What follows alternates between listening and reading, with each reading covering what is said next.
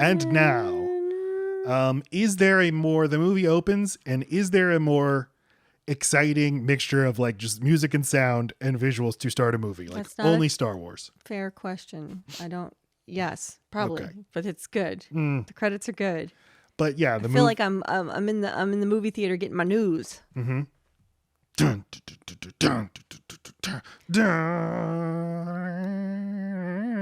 Are you the only one in the fucking world that knows the sound that Casablanca makes? It's so famous. It's by Max Steiner. Okay. And the music, this exciting sort of like desert, sort of Arabic suggesting music segues into La Marseillaise, the French national anthem, and a trick this movie will pull off that's very neat is being so patriotic for France but making Americans think they're talking about America. So when you hear like the French national anthem, you're in your head, you hear the Star Spangled Banner. I don't know if that was, that probably was intentional, but it's just a neat trick that we're going to make a movie that's so about being patriotic for France and making you feel patriotic and want to go get involved. The narrator explains the thing with the refugee trails over some stock footage. And then we see that this place is full of vultures everywhere. I think it's very important for the movie, the line that this man says, the one with the monocle. Mm-hmm. What does he say to him? He's like, he doesn't know what's happening with the arrests. And it's important. Do you remember? No, but it suggests like, I don't know what's going on and I don't want to know what's going on. Oh yeah, we hear very little. We understand even less. Right. And then the pickpocket starts to explain that they're rounding up the usual suspects of what is it? Refugees, liberals, and beautiful young girls from Monsieur Renault. I'm just trying to think, what did he mean by that? Does he mean that he feels out of control and he doesn't know what's going on and he feels a little helpless? Or does he mean, I don't care to know and give me a drink and right-o? That's what he means. He means the second one? Yeah. Okay. But also like, I'm kind of amused to know what's going on, but it's like, this doesn't affect me as a rich man with a monocle. Yeah, well, and he's like having brunch or something, so he just doesn't look like he cares at all. And I'm just, how wealth can separate you from the issues of people who aren't there because of their money. The pickpocket warns him there's scum, vultures, hive of scum and villainy all around. Watch yourself, be on guard, as he literally picks his pocket. It's very funny. Yeah, I thought it was the waiter. I thought he was the waiter. There's a very complex plot about German couriers who were murdered on a train en route to Casablanca. They had important catch the train documents. part. I'm like, why were they crossing a desert? Just like get on a horse. Then we see the French police shooting a man who's running away, and he collapses in front of a painting of Marshal Pétain, who's the head of the Vichy French government. I've never before seen anyone get shot and then go, ow. Like he like grabs his back like, oh, you got me. Oh, my backy. Ooh, like who? I've never seen anyone grab the wound. Like, you got shot. Like, what's this? Oh, my wound. Right. They pull Free France documents off of him, Free France being the French government in exile working for the liberation of France. Were they planted or that's what he had? No, that's what he had. They realized, this is a member of the resistance. You have French police officers shooting a French citizen who's working for the liberation of France. So this twisted world. And again, he's collapses in front of this guy, Philippe Pétain, who was basically a Nazi collaborator. Mm. And then we see the plane to Lisbon. Everybody looks up. Very good, very economic storytelling to introduce all of this to us in like 3 minutes. Mm-hmm. And then Major Heinrich Strasser of the Third Reich arrives in an airplane. He's played by Conrad Veidt. This guy, Conrad Veidt. Actual Nazi? No. Oh. No. And one thing that's powerful about Casablanca is there's so many people in it who left the film industries of Europe because of the war. Mm. Conrad Veidt, a German, leaves because of the war. Peter Lorre, who plays Ugarte, he left because he was a Jewish man and Jews weren't allowed in the film industry anymore. He was his face is the inspiration for the Joker. Because because he was in a movie in the 1920s, I believe, a movie called The Man Who Laughs. Oh. And the way his face looks is the model for the original drawings of the Joker in the 1930s. But yeah, he's a very important Nazi commander, and he meets up with Claude Rains as Captain Louis Renault, who is the French prefect of police. I guess there's martial law, and that's why a military guy is in charge of the police. But yeah, Claude Rains, who Bogart was nominated for Best Actor for this movie. Claude Rains got the other acting nomination for this movie as Best Supporting Actor. Yeah, and he is co-MVP of the movie, I'd say, with Bogart. Which I didn't see that. I found him irritating and like a weasel, and I liked him the whole time. This one, he's playing a complex character. I love stories where a secondary character is going on their own journey and you don't kind of notice it until the end. He also has a way.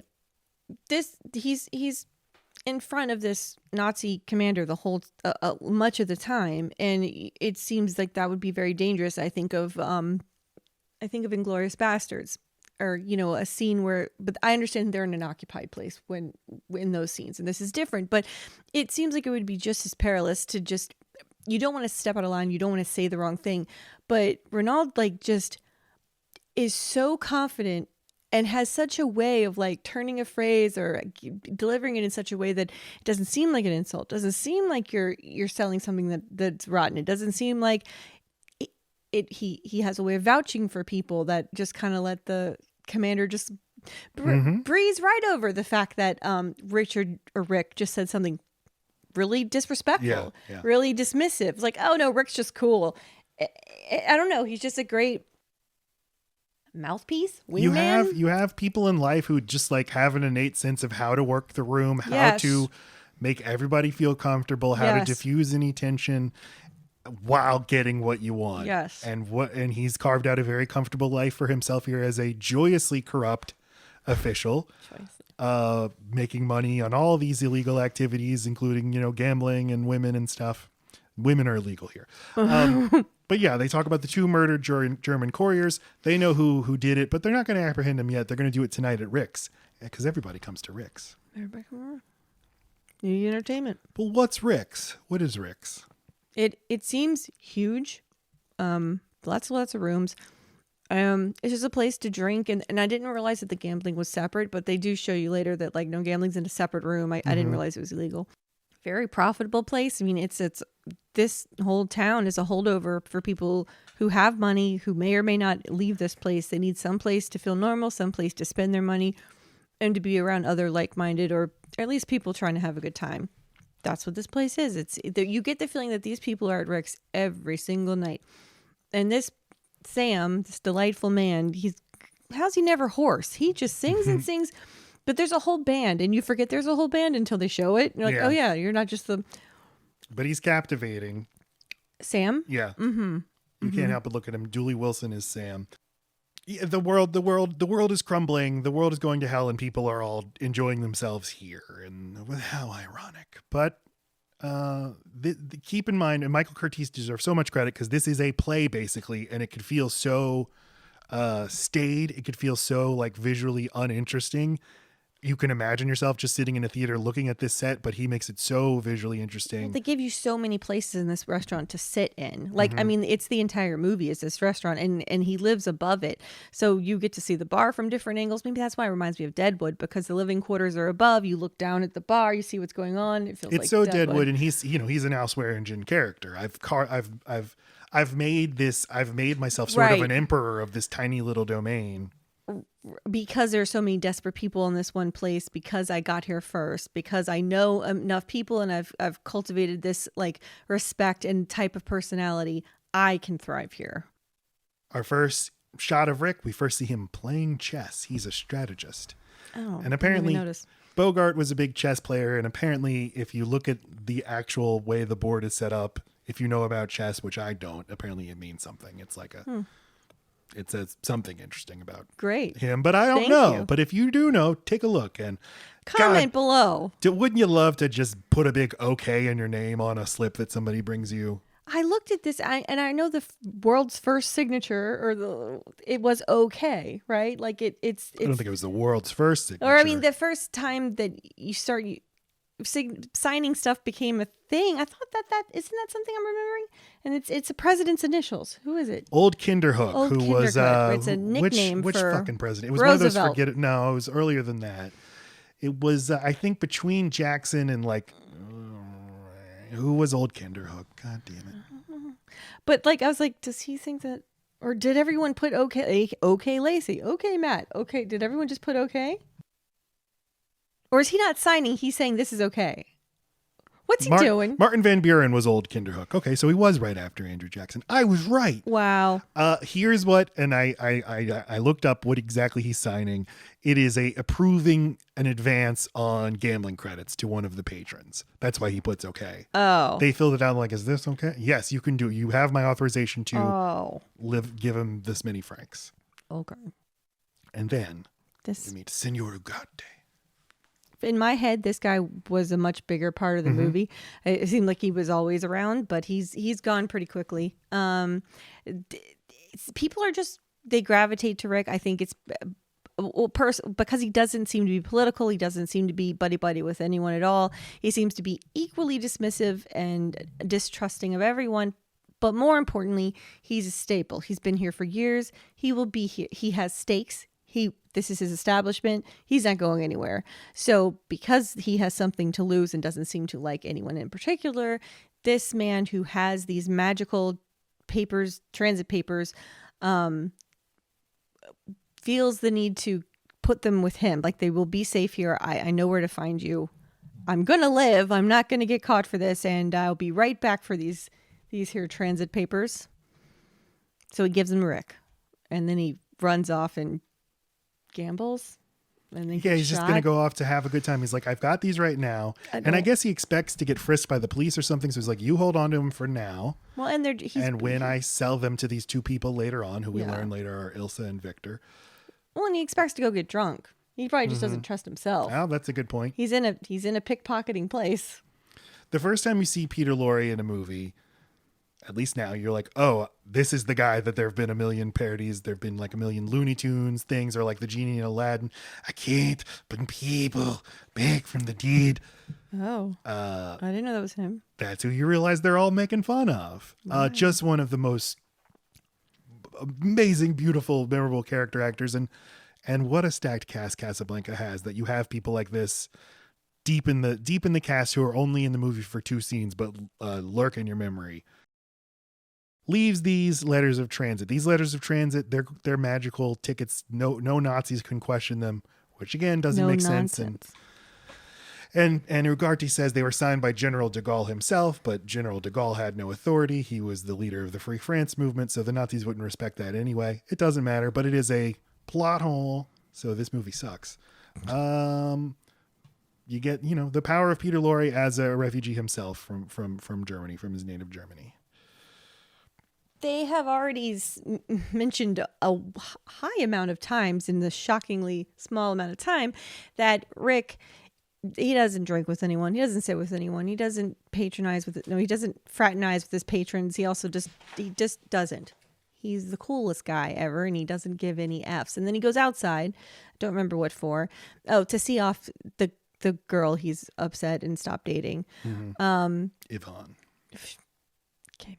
And he sees that General Bruno is over here sitting outside of his place, and he instantly goes over there and talks with him. And then you get the sense that he talks with him all the time. This is just his friend. He also is a staple. Tons of people come and go in Casablanca, and they're erratic and they're not themselves. They're high energy. They're always plotting and figuring stuff out. And it seems like they'd be a lot to be around. It's a weird place to meet new people. They're not doing their best, and they're also not telling the truth. They're also desperate. So it would make sense for someone who is comfortable in this place, who's always in this place, to gravitate to another person who's also comfortable and always in this place and is what he is. They're the same. They're both exiles in a way who have set up a second life that's very comfortable for themselves. Louis, this is also a good way to get some exposition out about Rick. He says, yeah, I've always wondered why you didn't go back to America. But Rick, because he doesn't want to give out any personal information, just shuts everything down with a joke. I came here for the waters. What waters were in the desert? Well, I was misinformed. Yeah. And it's like, yeah, I also would not pursue these anymore, but they do kind of always talk in code to each other. The whole movie feels in code. Yeah, not literally in code, but there's a game that they're playing. We can't give out what we really feel or really want. They're both so guarded with each other and in this place and in the world for reasons we may understand and not totally understand, that, yeah, you start to just, they understand each other's riddles. If they don't exactly know the meaning, they know what it means in tone. With, like, this means stop talking. This means I'm having fun.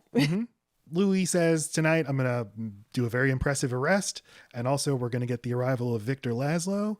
And Rick is, Victor Laszlo, I've heard of him. He's a famed resistance fighter. And Louis is like, well, don't give him any help. Don't help him get to America. And Rick says, well, I stick my neck out for nobody. And then they make a bet, 10,000 francs, that he gets out. That Laszlo gets out of here. And I think you want to help him because you have a past, Rick, of helping the underdog. You fought against fascists in Spain and Ethiopia. This is Louis still trying to piece together this guy he really admires, and how I read it, he has a crush on, has a thing for, and he's just like, don't forget, Rick, I know you. Don't forget, Rick, I get what you're saying. I'm starting to find a pattern. I think I know what you're doing. I already know you, so why keep this wall up, Ricky Poo? Yeah. Hey, Rick has only been in Casablanca for a year or so. He fled Paris in July 1940, and this is December 1941. So he's done all of this in a very short amount of time. Who calls him Ricky in this movie? Louis does. Yeah. Pet name. Ugarte gets arrested.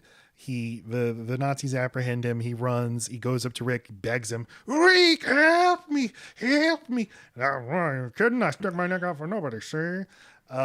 But right here we see, like, neutrality doesn't exist. Rick thinks I'm not doing anything. I'm not taking part. But of course you are. You're letting them arrest him. You could have helped him, but you didn't. How could he have helped them? Well, just in that once, he grabs him like, what are you doing?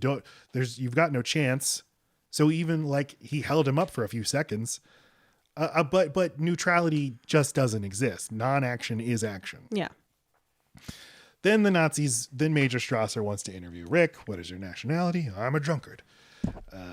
Continuing to shoot down everything with a joke to not betray any actual information. And Louis explains he's completely neutral in everything. They think, who's going to win the war? I have no idea. And they can't get him on anything. They can't get him to divulge any political opinions. And then Ilsa and Victor arrive, and we see Ilsa, Ingrid Bergman, give a significant look to Sam. What does this mean?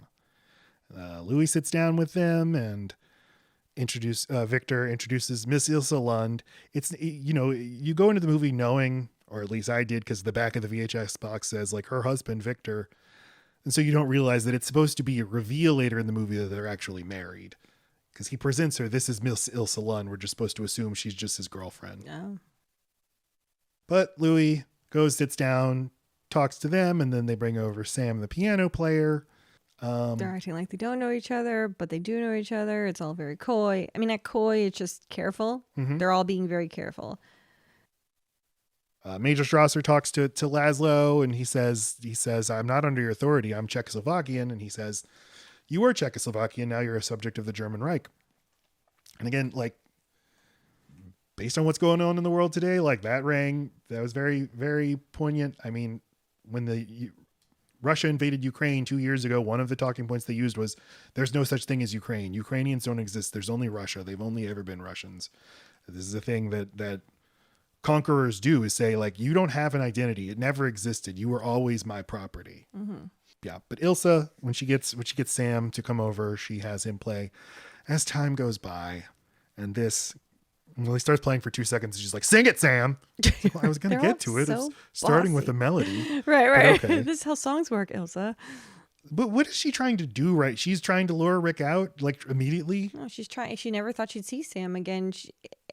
She's not even sure Rick's around. But, yeah, I mean, how else? You don't know if you're going to be away from your husband enough to be like, I know this looks crazy. I didn't get to tell you. Have no idea what's really going on with me or what time of my life that you caught me in. And now you see me here married to this guy.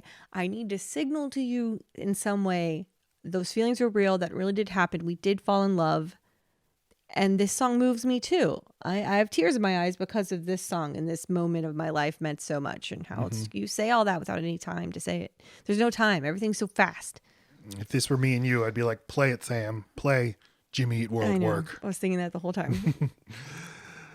If you only once would let me. Okay. Yeah, the Rick storms out angry, like, what the fuck is going on? Sam, I told you never to play that song. What? And yeah, Ilsa and Rick see each other. It's all over their faces. It's so goddamn good. This is like in Toy Story 4 when Woody and Bo Peep reunite, but they're being held by a child, so they can't talk to each other. Right. And then Victor shows up, and if there is a criticism, if there is a major weak link of the movie, I'd say it's Paul Henreid as Victor Laszlo. He's not charismatic at all. It's not just that, but he's just so stiff. He does not seem to, you never know what he's thinking. You never know. Does he care about his wife? Oh, that's not, I don't think that's true. I think there are lots of moments where he gets to show that later. Although it's not clear, is he keeping her, he's being very understanding. And is it because he really just needs her, but he doesn't totally care that she's not completely loyal to him, because he's not completely loyal to her either. Like she's not number one to him. His cause is number one to him. But because Rick at the end says you're a part of his work, the thing that keeps him going, I would like one example earlier in the movie of that being so. Because I guess it humanizes him. Like if he were to lose his wife, and he's known for having a wife, that would matter to the people that he's not respect and follow him. Whatever. They kept it a secret. So what? But it's not a secret right now. No, it is even right now. Okay. If we saw this is how she helps him, this is the support, the way she supports him, but we don't really. They only tell us. We don't actually see it. All right. It's not a giant problem. It's just but they do go to the lengths of saying how hard he worked to get her out of 2 different countries. Mm-hmm. It's just what he says, though. I'd like to just see it and see it more in the performance, and you don't. Well, because we're supposed to be able to detach from him. We have to, or else we'll get too conflicted. Yeah, it would be nice if you were a little more sympathetic to him, but I know what you're saying. Like you have to be totally on Rick's side, because she's a married woman, but it's so clear she loves him, and Victor just doesn't see, like, he seems like, well, if he left her behind, he'd be totally fine. He'd be like, oh, right. That sucks, but time to get back to the work. Yeah. Yeah. So Rick starts drinking again. Sam knew this was going to happen. And he's staying up really late, but he just knows Ilsa's coming back to the bar. She's got to explain herself. And so he sits there and drinks until she does show up. Mm-hmm. When Rick says of all the gin joints in all the towns in all the world, does that sound like a cliche to you? Or, yes. Yeah. Unfortunately. Yeah. But he's so goddamn right. good here. I wonder, I would love to, if I had a time machine, I'd love to talk to Humphrey Bogart. What's your process? Where are you emotionally right there? And then he'd beat the shit out of me. He's like, I'm just drunk. I've been drinking. What do you mean? I'm sad. I just got thrown with my actual wife, and I'm drinking. All right, and then we get the very helpful flashback to their romance in Paris, which is light on details and facts, but so is their connection to each other. They really do they're just instantly attracted to each other, and they keep telling you that it's love, they're in love, they're very in love, love, love, love. And it feels a little bit like, okay, we got you. You want to fuck. It's okay that you're fucking, guys. You're 2 very attractive people and in a weird situation, but you're in love. Anyway, they show us how tragically for him it ended, and all the unanswered questions and how confusing it was for him to get left in the rain. It's more powerful to watch it knowing, if you like watching it the second time or watching it knowing what she was going what through. happens in the rest of the movie. Suddenly you can see in their final scene together in Paris. I see it. Yeah. That she's hesitant. She knows she's not going to be. She already knows that Victor's still alive, but also to know, she says later, she found out that day. Mm-hmm. But I realized being with you, Rick, that what I thought was love for Victor was not. It was admiration. It was right. She's trying to tell him that in the bar. It was yeah. With you was actual love, but I'm honor and duty bound to this person who I admire so much and who I'm married to. So of course he has to leave. But as we said, it's like, this is, of course he has to leave. Of course she has to leave to go be with him. Right. Right. But He just heroically got out of a concentration camp. She can't just like, I'm not, no. you died, so no redos. You pointed out to me that the phrase concentration camp threw you because you're like, well, he looks fine. Well, and I know that it's some time has passed, and she does say you were very sick after you got out of the concentration camp. But yeah, of course, to me in my head, with, you know, all the time that's past concentration camp means a very specific thing to me. And so he just didn't seem like the kind of person that just got out of one, or that you do get out of them very often. I didn't realize that it was something a little more casual and practical. Not casual. I mean, it wasn't good, but it wasn't certain death. To a modern audience, concentration camp means death camps, means the Holocaust. Us. Yes. Yeah. To audiences in 1942, it'd be like, oh, concentration camps, prison camps, or labor camps. Prisoner of war, send, POW. Like, where they send POWs. Cheney. Our different countries use them. They're old. But that's actually a good reference. Cheney. Like, because, like, in that. You mean McCain? I do mean McCain, but I'm going to say Cheney one more time. When you talk about McCain, there is a built-in respect for him without even, it's just like, it's around him. It's like, I know you're a POW. I know that means something really heroic and crazy, and like you are clearly a really strong person and have your head on your shoulders for you now achieving anything after that having happened to you. So that puts Laszlo in a different light. I mean, it's not like McCain was like rocking around Mr. Charm all the time. He just was a fighter, and that's all Laszlo needs to be, is someone who stands up for stuff. Yeah, well, he can fight through things, and tall. He's like making pamphlets. He's publishing the most filthy lies about the Nazis. And I was like, how's he got a print press? He got a Kinko's subscription. Remember when Trump said he preferred heroes who weren't captured by the and people were like, well, this is the end of Trump. It has no to one be. will stand for that. We're so patriotic. Locker room talk. But Rick and Ilsa in Paris, I've kind of always been ambivalent about these sequences in the movie. I love them now, but it is kind of, you get some bad rear projection of them driving. And I think it's charming, but it kind of takes you out of the movie, and it takes you out because you miss Casablanca. I want to get back to Casablanca. Yeah. But just the feeling of the world crumbling. The Germans are invading. The Germans are 35 miles away. The Germans will be in Paris tomorrow. And this is when we fall in love. And I mean, I think of like you and me when we first started dating and falling in love. Like, yeah, what if the country got invaded and we had to be separated? How weird. That'd be weird. It means the things that you're experiencing now are like supercharged. Maybe it means you did your romance on 2 times speed. Mm-hmm. Or maybe it means that you're not going to be able to disentangle the weird circumstances with how you feel, and maybe when things are more normal, you won't feel the same way for each other. She shows up back in the present. She shows up at the bar, and she's got very little time. Again, she's trying to squeeze an entire relationship in these moments, and doesn't want to hurt. Laszlo hasn't yet really told him anything, so she's just trying to.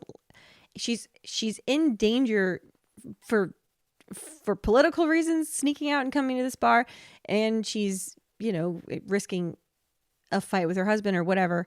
And she's hoping to get a sober Rick that she can finally explain everything to. She never thought she'd get this chance, and now she gets to. She starts her story trying to tell him, here's where I was before I met you, but he's selfish and drinking right here, feeling drunk, or he is feeling his feelings and thinking of only himself in this moment. So he's just not taking that in. And he says a bad joke and she runs away. And he says, like, do you leave me for Laszlo, or were there others in between? Yeah, calling her a hussy. Yeah, and that really hurts her feelings. Rude. It is rude. All right. And they had a 10 o'clock meeting, and I'm thinking, what time did you go to that bar? Because you're probably so sleepy right now. And this is when they know they're just going to, like, get questioned or just harassed or just annoyed, or like we're always going to have these 10 a.m. fucking meetings here with Rotten Renault until we die. But I think this is the first. So the German Major Strauss is there. I guess just to let him know, like, bitch, you're not leaving. But this is like the first time where Strasser realizes it. Wait. this man's so powerfully charismatic and passionate that it might be bad for him to stay. How fucking convenient. Yeah. But he's like, hey, I'll make you an offer. You can be on the plane tomorrow if you give up the names of your associates. But he won't. And, you can do that in exchange for safe passage. And then Louis such a bitch. He's like, and the honor of serving the Third Reich. All right, bootlicker. But this is where we see what Laszlo's made of, and we see all that, what got him where he is, and all that adoration. He sure is a solid dude. So, no dice. And if you don't mind, I'll be leaving you a do or whatever. But first, can I go talk to Ugarte? And they're like, well, he's dead. Like, right, okay. Right. Okay, no problem. Nothing to do with right. Like he's not very clandestine. Now we finally get to see the Blue Parrot, the Finally. rival. You've been wondering the whole time, when am I going to get to the Blue Parrot? It's Margaritaville, guys. I hate It is Margaritaville. There's no. I was like, oh, this is the daytime drinking place, and then the Rex is just the nighttime drinking place. It makes sense why this delightful man with the fez hat would like to own both. Yeah. Yeah. Senor Ferrari. He's, runs the black market, runs the illegal trade in town. He's a rival to Rick. Is he? Yeah. You'd think he'd be a bad dude. He's not. He's fine. No. He's just. He'll fucking you don't know pry that. off your fingernails if you cross him. He seems cut off your dick. delightful. Yeah, he just has money. He's just a real estate guy. He's like, I just want to Okay, buy he'll up some have properties. his underlings fucking sodomize you with a broom. You haven't seen one don't pay him. underling. He has underlings. The parrot, sodomy parrot. This is Sidney Greenstreet. Again, this is maybe the best cast of all time. And Bogart, Sidney Greenstreet, and Peter Lorre were all in The Maltese Falcon the year prior. See our old episode on The Maltese Falcon. See it. In contrast to Rick, Ferrari is wearing a fez. He's to a degree like, I'm going to acclimate to my new surroundings. He offers Rick you have those letters of transit. I know you have the letters of transit. I'll buy them from you. And Rick's like, no. I don't have them. You have me confused, but maybe it was the bourbon. I just wrote down, he says bourbon really weird. He says bourbon. Yeah, he does. He says it very weird. But then he talks to Ilsa. He's like, I'm reasonably sober. We can have our talk now. You'll come back to me one day. I know you will. You'll leave Laszlo. And she says, no, he's my husband. You don't understand. He's my husband. Even when we were together in Paris, he's my husband. Rick's ex-girlfriend Yvonne, is now dating a German soldier. And this doesn't go over well with a French soldier in the bar. And they get into a fight. And then Rick comes in and he breaks it up and he says, lay off politics. And this time I watched the movie and I was so struck by the use of the word politics that Rick keeps using. And politics here, it's literally like Mike. Leave your identity at the door. Exactly. You're in your uniform. Pretend you're not.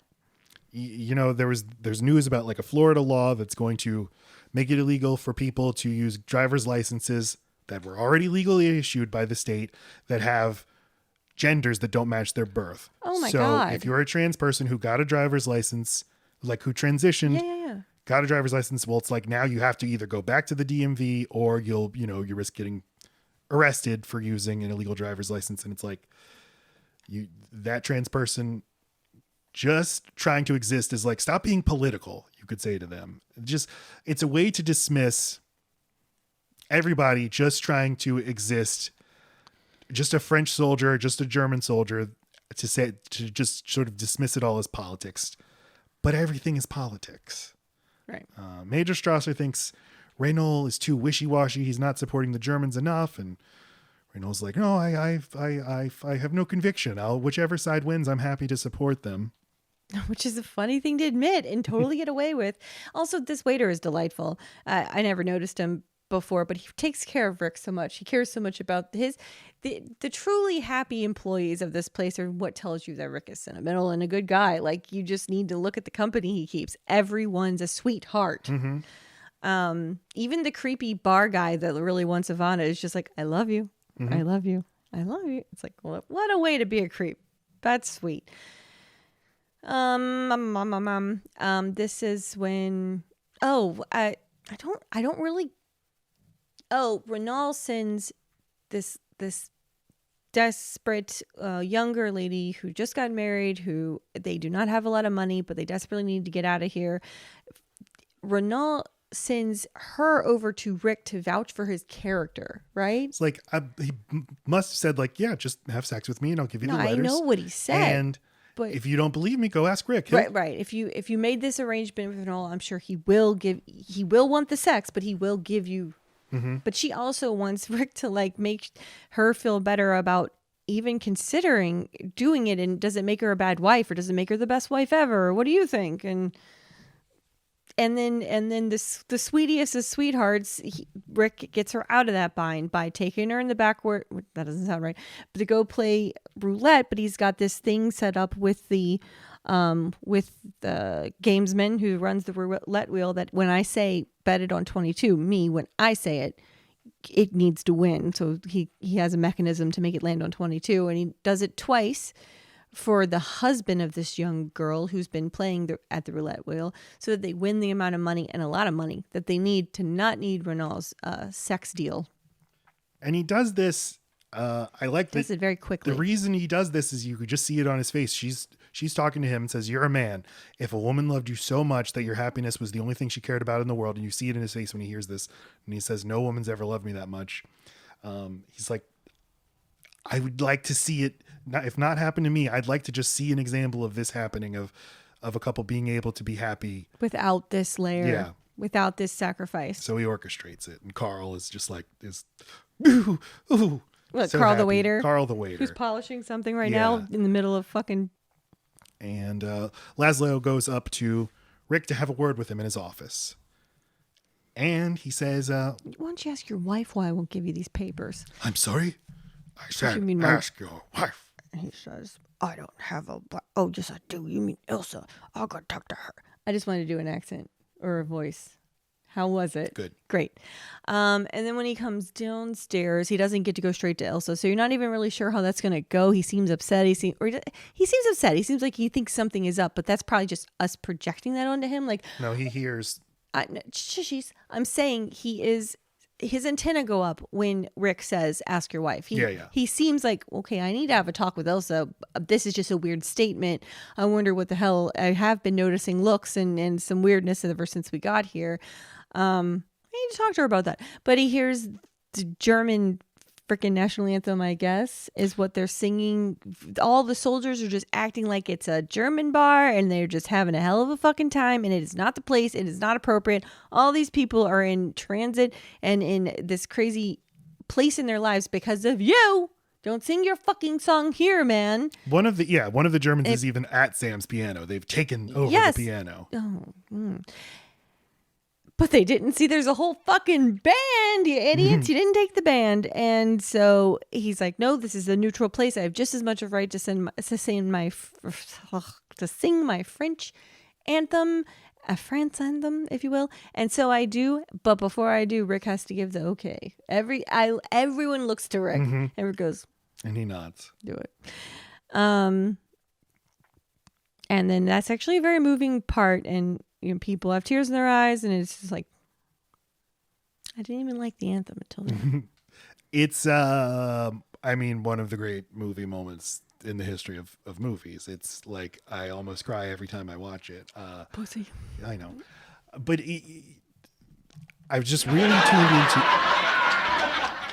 really tuned into the politics this time. And this all starts in Rick's office when Laszlo's trying to persuade him, like, I'm fighting for a cause. I know you used to believe in shit. Why not try to help the cause? And Rick says, I'm not interested in politics. He says politics again. Politics is then like your country being conquered and subjugated. That's just politics to me. Right. You're just picking a side. Your team blue, their team red. I don't need to pick a team. And then Victor hears the Germans singing their song. And the song they're singing is not technically the German national anthem. It's just some sort of like, let's get riled up because we won the war song. So no, it was the anthem of the Second Reich. This is the Third Reich. So even... I read that like the screenwriters were aware that this was not, but they used this one for copyright issues or something. Oh, okay. But you can also read into it as like, these are like sort of nostalgic older military guys who are like, remember the 1870s? When things were even more problematic somehow, but probably not. I don't know. Oh no, things were better then. Oh, okay. The Second Reich, that was when Germany, the German Empire of 1871 to 1918. So he hears them singing this, and then he goes to the Rick's band. He says, play La Marseillaise, play it. And Laszlo, not even a Frenchman himself, he knows all the words to the French anthem and knows he's like a politician. He knows how to play the crowd. And they all start singing it. And suddenly you're like, just asserting your national identity is now a political act, and like a radical political act. You know, when the national anthem gets played in front of sports games in America, people think of that as a neutral thing, but it's always political. Yeah. And you even pay attention to the words they're singing. The words of the French anthem are about the citizenry, the ordinary citizens of France, taking up arms and rising up to fight off the Germans who are invading after the French Revolution. So it's like even more specifically adversarial to the Germans, and that's what makes them shut down. Right. Forgot to Shut say down that the part. bar. They shut Rick's down because what they were worried about is happening. That this guy is a born leader. He's a born rebel rouser. If we keep giving him a platform, and there's no bigger, better platform here than Rick's, then he will start a movement. Mm-hmm. We need to shut it down. Even Yvonne, that hussy who was palling around with the German soldier. Why is she a hussy? Because she was with the German soldier. She's gone over to the enemy, but she hears the song, she's crying, and then it ends, and she shouts, "Vive la France, vive la démocratie." It's just so goddamn good. This is a really sweet and complicated conversation that Laszlo and Ilsa now have back at their room that they're in, where they figure out how to say exactly what happened while he was away at the concentration camp without saying anything at all. And he even hints as to give her permission for going to fix it, for going to finalize it, for going to, like, you didn't have closure. You seem like you need it. Why don't you go over there and do what you think feels right, and I will understand, because this isn't, you're not this one night. You're my world. You're my life, you know, and we're going to go do something bigger and better after this. And if you need this to feel better and to be energized again, because you're clearly zapped, woman, then that's for the cause too. And it makes sense. I just think it's really like modern. Oh, wait, I didn't say this part. But you could also read it as he's trying to go to a meeting. It's dangerous. It's like the last thing he should be doing. It's the underground, discussion or whatever. And he finds the shit wherever he goes. He can't help himself. And I know it's his life's mission, but it must be exhausting to be Ilsa and just okay, you found a meeting. That's Let so me fucking guess, super. a meeting. Okay, you might die. Very Okay. important. I mean, they even make the comment a different time in the movie. They're like, yeah, I've read about your death 3 times in the paper. So he's been near death or it was needed to say he was dead 3 times. This is not a man that's easy to be around. It's not casual. They never have a vacation. There's no having children. Her life sucks. And here he goes again. Bye. I noticed she never kisses him. They always kiss on the cheek or the eye or something. And she never tells him she loves him. Because it's like, if she did that, maybe you'd feel like she's betraying him too much. Or just that she doesn't mean what she says. I think it's like, it would be, people would have, the Hollywood execs would be worried, like, we can't have a woman literally being seen sincerely kissing and professing love for 2 different men. Mm-hmm.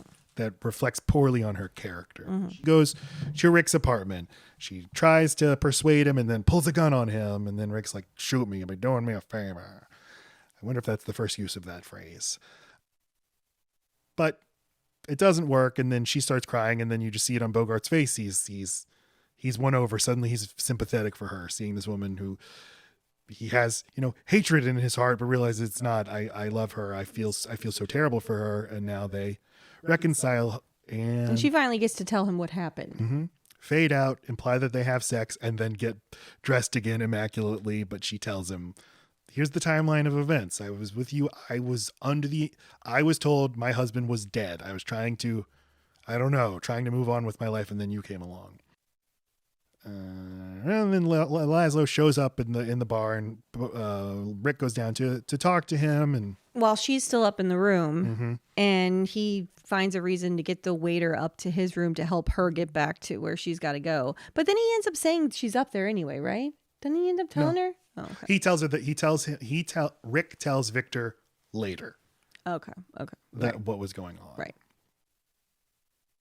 And then Elsa said, like, you have to do the thinking for all of us. And so Rick, the chessman, has a master plan. I'm going to play everybody against everybody. Victor and Louis and Ilsa are all thinking I'm doing different things. Only I know what I'm up to. And yeah, he's just moving the people around. Victor's going to think he's leaving with Ilsa. Ilsa thinks I'm leaving with her. Louis thinks I'm leaving with Ilsa. Rick sells his cafe to Ferrari. You can tell he's a good guy because he's like, Sam gets 25% of the profits. And Sasha and Abdul and Carl, they all stay on staff. Everyone else, fuck them. Emil, I don't care. Go direct his movies.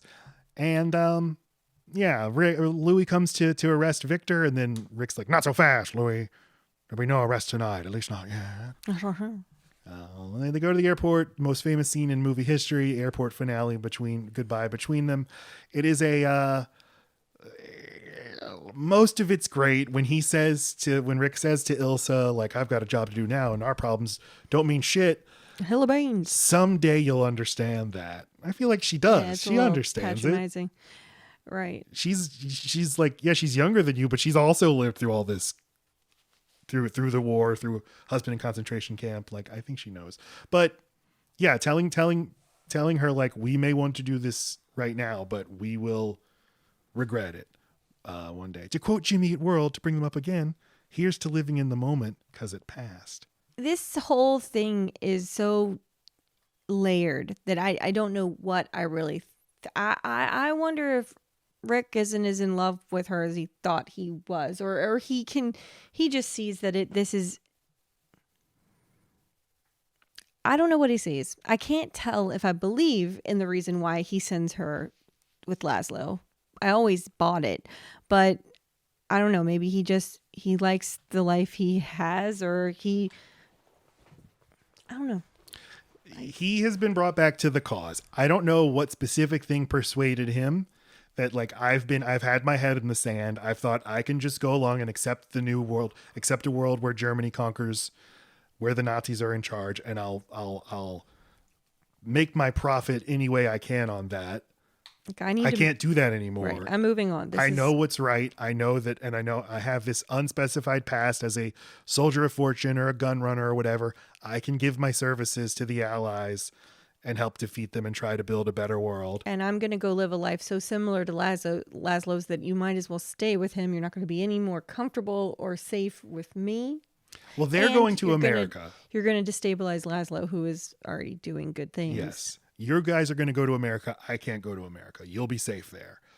He'll be safe there writing pamphlets and stuff, and you'll get to be a celebrity's wife.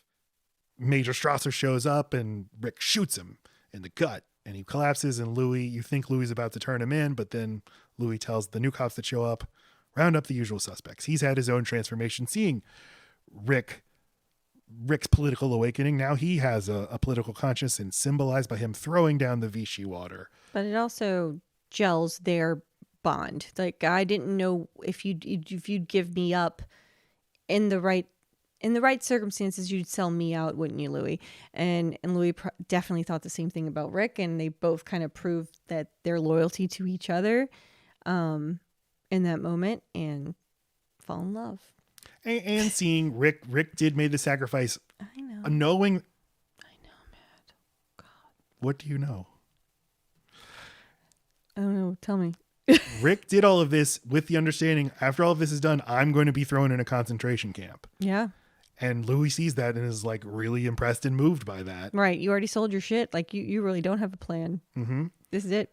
So I want to be with somebody like that. Right. We're going to go off to Brazzaville together to the Free French Garrison. I blow where the wind goes because I don't feel like anyone has my back. So I'm going to go where I feel like I'm the most safe. And I just realized I might be safe with you.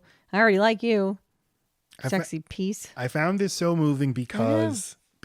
No, I'm agreeing with you. Because, again, neutrality. You think neutrality is a neutral act. You think, what difference can I make by, I don't know, speaking my mind about something or expressing support for a marginalized cause, or what difference can I make? Well, the difference that you can make is you can persuade somebody else. You can be an example that somebody else sees and inspires them to be brave, as happens with Louis and Rick. Louis sees Rick doing this, and now it's like, my country of France has been taken over by Germans. I'm not going to stand for that anymore, even though I was living a comfortable life. I'm going to go fight them too. Yeah, the discomfort just keeps coming to their door. That they can't get away from it, even if they found a way to do something profitable because of it. Right. The blood's on their hands. And the only thing you can do make up for it is to stop letting that happen. It's not neutral. By not acting, I'm letting the Germans have their way. Yeah. Got it. And then the sweetest line of all is that I think this is the beginning of a beautiful friendship, or I'm not saying that exactly right, but it's like, Rick doesn't talk like that. Rick's not a sweetie like that. Yes, he is. Once he loves you, he loves Louis. They're going to go have the best bisexual relationship you've ever seen. Yeah, he dropped the veneer. This is what I'm actually like. I say things like, "You're my beautiful friend." You'll never guess what's under this trench coat. Love. Yay. And as many people have joked, where are they walking? Why are they walking out onto the well, they the don't runway? have a car. Yeah, but they're walking out into the where the planes. Maybe they have take. a plane. Yeah. Maybe they're going to a plane. I don't know. It's great. A boat. And They fade to black. It's a way of fading to black without fading to black. So I'm just saying they fuck. Yeah, I guess. Yeah. It's a fuck.